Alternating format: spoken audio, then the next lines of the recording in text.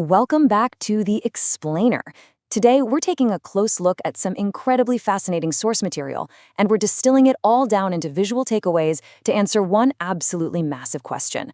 What are the fundamental habits that actually move the needle in life? Okay, let's dive into this. I mean, when you look at highly successful people, what do you really think drives all that success? Do you think it's just about having some rare, innate talent? Or, maybe just getting that one lucky break that changes absolutely everything? This is the core problem we're solving today, because honestly, the answer might really surprise you. So the great myth we tell ourselves is that success requires these massive, one-time efforts, perfect genes, or just pure luck. But as we see right here, the reality drawn from our sources is entirely different. Look, a lot of people start out with this intense motivation. It's like they're trying to move a giant boulder in a single day, right? But then they just burn out. True success is actually built on daily habits, consistency, and discipline. It's literally about laying one single brick at a time. Okay, so here's our roadmap for today. We've got 4 primary pillars to get through: the foundation of character, mastering time and focus, connecting with the world, and finally, the engine of action.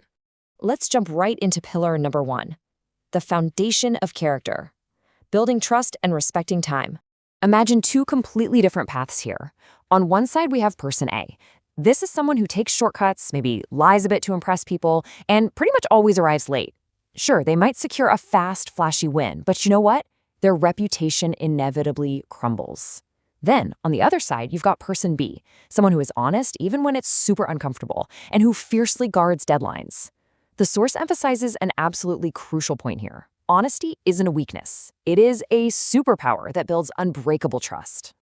And that reliability extends directly to how you manage the clock. Punctuality is not about time, it is about character. I mean, think about it. When someone is chronically late, they're basically signaling carelessness. But showing up early? Well, that shows deep responsibility and a real respect for the people around you. So, how do we actually build this unbreakable foundation? Well, here are the daily practices you can start using right now. First up, speak the truth in the small things, even if it feels a little uncomfortable at first. And second, just aim to arrive everywhere 5 to 10 minutes early. These are such simple, actionable practices, but man, they slowly build an incredible reputation over time. Moving right along to pillar number 2, mastering time and focus, controlling your most valuable resource. Now, what's really interesting about this next slide is every single person in the world shares the exact same 24 hours. Not 25, not 30, we all get 24. Yet, how we manage that time is what truly separates the stuck from the highly successful. Because if you don't plan your day, guess what? Your day controls you. You just end up reacting to endless distractions all day long. To really take control of your day, you need absolute self-discipline. It's defined as the ability to take action without excuses, even when you are tired or completely unmotivated. Look, motivation is just a feeling, right? It comes and it goes. But discipline is showing up and completely ignoring your mind's excuses to quit. Now, when we try to multitask, our attention gets totally scattered. We get easily distracted and end up producing pretty low-quality work. But deep focus, that means tackling one task at a time with really high energy. The source actually has this brilliant analogy. It compares attention to sunlight. Sunlight brightens rooms, sure, but it doesn't have focused power. But if you concentrate that sunlight into a single beam, it can literally burn. That is the true power of deep focus. So let's lay out the specific daily routine from the source materials so you know exactly how to reclaim your time.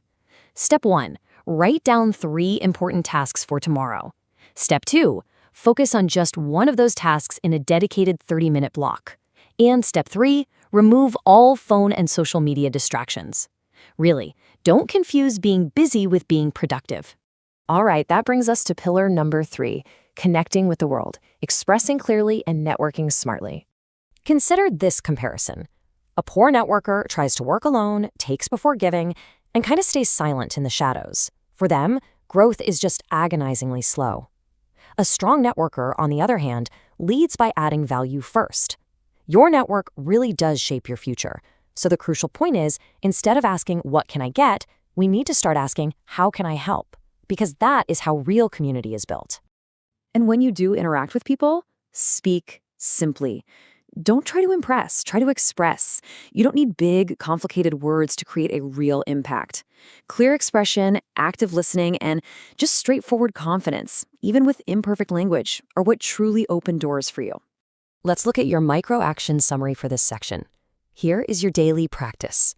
First, talk to or reconnect with one person who adds value to your life. Second, practice speaking out loud for 5 to 10 minutes every single day just to build up that confidence. Use your voice as your power and intentionally grow your network every single day. And finally, we arrive at pillar number 4, the engine of action, the power of continuous motion and learning.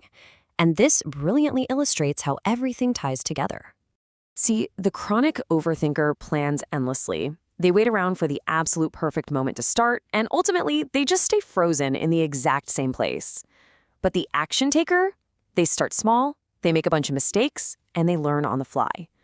Staying stuck in thinking mode is a massive trap.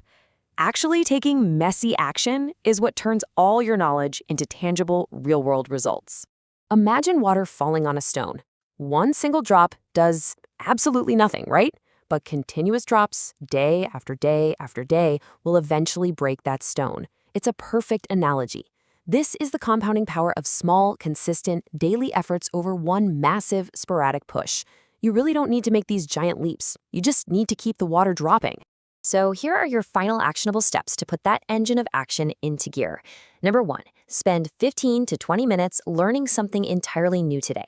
Number 2, pick one task that you've been putting off. And number 3, take the very first small step on that task today without any excuses.